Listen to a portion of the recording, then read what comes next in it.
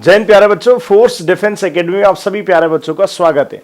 और आपका 5 की पंच की सीरीज में आज हम आपके बीच में जो लेक्चर लेकर आए वो है 2018 अप्रैल अटेम्प्ट। जी हाँ, जो अप्रैल अटेम्प्ट आप 2023 में देने जा रहे हैं वो यही अप्रैल अटेम्प्ट का पेपर जो हम 2018 में जो हुआ था और उसमें कैसे क्वेश्चंस पूछे गए थे वो मैं आपको बताता हूं।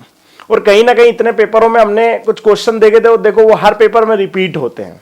वो भी क्वेश्चन जब आएंगे तो अपने आप समझ आएंगे, देखो ये क्वेश्चन हम पहले पढ़ चुके हैं क्योंकि वो नेक्स्ट एग्जाम में आ चुका है। ठीक है, तो शुरू करते हैं। 2018 अप्रैल अटेम्प्ट का ये पेपर है, याद रखिए आप। ठीक है, क्वेश्चंस लेके आते हैं हिस्ट्री से। तो पहला क्वेश्चन पूछा, देखो उन्होंने, who among the following first use the term industrial revolution in English to describe the change that occurred in British industrial development between 1760 1820।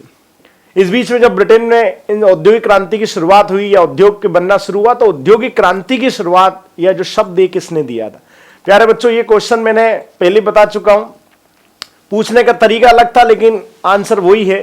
ठीक है, यानी टर्मिनोलॉजी इंडस्ट्रियल रिवोल्यूशन किसने दी, तो बिल्कुल आपको याद आ गया होगा, अर्नोल्ड टॉयनबी ने दी थी। क्यों? क्योंकि हम इसको पिछली बार भी मैंने बताया ना 2019 या 20 वाले पेपर में भी ये क्वेश्चन पूछ चुके हैं वो। तो ये चीजें आप लोगों के लिए बहुत बेनिफिट रहेगी। ठीक है ना, कि क्या वो पूछ रहे हैं, कैसे पूछ रहे हैं, ये सारी चीजें बड़ी इंपॉर्टेंट है। ठीक है बच्चों, तो इसका आंसर क्या हो गया, अर्नोल्ड टॉयनबी। जहां इंडस्ट्रियल रिवोल्यूशन आ जाए आपको अर्नोल्ड टॉयनबी लगाना है। Which one of the following statement about Olympe de Gouges ji is correct. Olympe de Gouges के बारे में लिखने से कौन सा कथन सही। अब ये कौन है भाई, ये आप एनसीईआरटी जब पढ़ेंगे तो उसमें जब आप फ्रेंच रिवॉल्यूशन पढ़ेंगे, 9th एनसीईआरटी से क्वेश्चन है 9th क्लास की। जब आप फ्रेंच रिवॉल्यूशन पढ़ेंगे तो फ्रेंच रिवॉल्यूशन में याद रखना, इसमें लिबर्टी, इक्वलिटी और फेटर्निटी के जो नारे थे उसमें राइट ऑफ मेन था, सिर्फ पुरुषों को अधिकार दिया था फ्रांस के लोगों ने।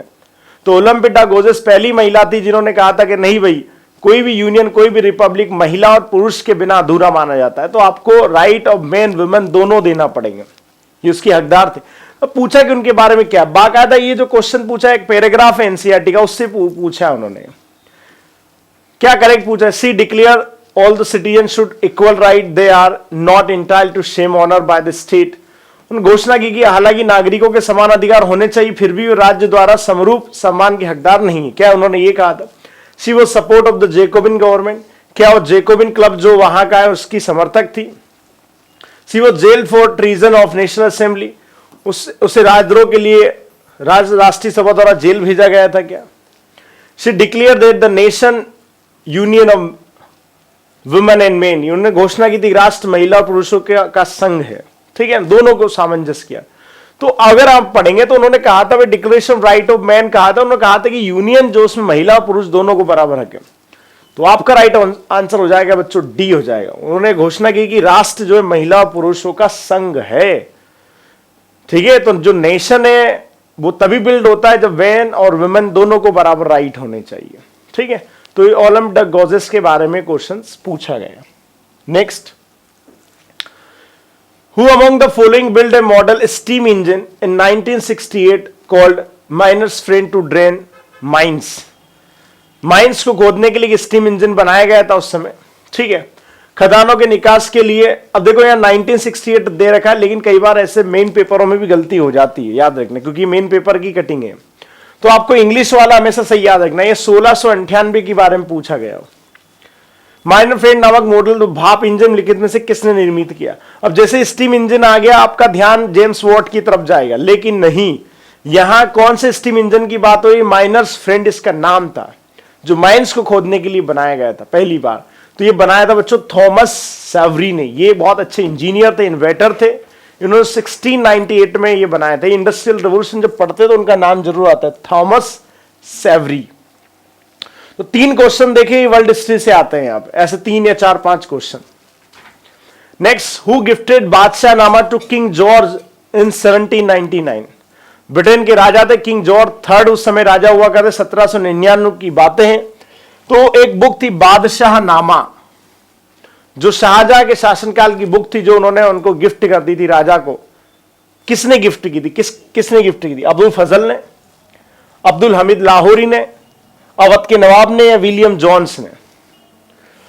अबुल फजल अकबर के 9 रत्नों में से थे। अब भाई अकबर का भी और विलियम जोन्स, मतलब वो राजा की कब बात हो रही, तो ये तो होंगे अब्दुल हमीद लाहौरी शाहजहां के जो दरबार के कवि है, लेकिन शाहजहां का काल पहले है, ये तो बहुत बात की बात है, 1799 1800 की बात हो रही। अवध के नवाब और बच्चे विलियम जोन्स। अब इन दोनों में सही आंसर होगा William Jones, aesthetic society of, sorry जो बंगाल एस्थेटिक सोसाइटी उसके फाउंडर थे। लेकिन आंसर जो आएगा अवध के नवाब। जी हां, अवध के जो नवाब थे उन्होंने बादशाह नामा जो बुक थी, जो मुगल कोर्ट की बड़ी फेमस बुक मानी जाती है, मुगल दरबार की जो शानो शौकत सब कुछ उसमें लिखा है, क्या है, कैसे राज्य चलता था, ये उन्होंने ब्रिटेन के राजा को गिफ्ट की थी। ये क्वेश्चन पहले भी कई बार आ चुका है, इसलिए याद रखना अवध के नवाब ने गिफ्ट किया था। आंसर होगा सी आपका। नेक्स्ट भी, what is the name of award given to meritorious man in the Mughal court, the form of robe of honour that was one worn of the emperor. Mughal दरबार में मेधावी पुरुष को दिए जाने वाला, मेधावी मतलब आप अच्छा काम करते हो तो, पुरस्कार जो कि सम्मान स्वरूप एक वस्त्र के पहनाए जाने के रूप में होता था, जिसे कभी सम्राट पहना करते थे, उसका क्या नाम होता था? मतलब जैसे हम किसी का स्वागत करते हैं, स्वागत में मुगल दरबार में किसी व्यक्ति को मेधावी यानी कि बहुत अच्छा काम किया, उसमें मेरिटोरियस मैन, बहुत अच्छा काम किया हुआ, तो उसको कौन सा वस्त्र देता? अब देखो ये भी आपको एनसीईआरटी में, क्या उसको सरापा देता था, सरापा, या उसको पटका देते थे, या उसको पद्म मुरुस्सा देते थे, या उसको खिलत, खिलत, ये सब इन चीजों के नाम हैं। अब ये सब वस्त्र के नाम हैं, ठीक है। तो इसका जो राइट आंसर बच्चों वो है खिलत। खिलत क्या होता था, मुगल कोर्ट में राजा अपने इस पे पहनते थे, और जैसे उसको किसी मेधावी तो उसको उठा के उसको ऑनर के रूप में दे दिया जाता था। वो होता था एक तरह से राजकीय सम्मान होता था, जो मुगल किसी व्यक्ति को देते थे। तो आज के क्वेश्चंस रहे हमारे 5, और आने वाले समय में हम 5 से ज्यादा बढ़ाएंगे, ऐसा विचार चल रहा है, ताकि इसमें ऐसे बहुत टाइम लग जाएगा। तो हो सकता है मैं आने वाले लेक्चर में 10 क्वेश्चन भी लें हम, ठीक है। तो आप उसके लिए तैयार रहिए। आज के लिए इतना। जय हिंद, वंदे मातरम।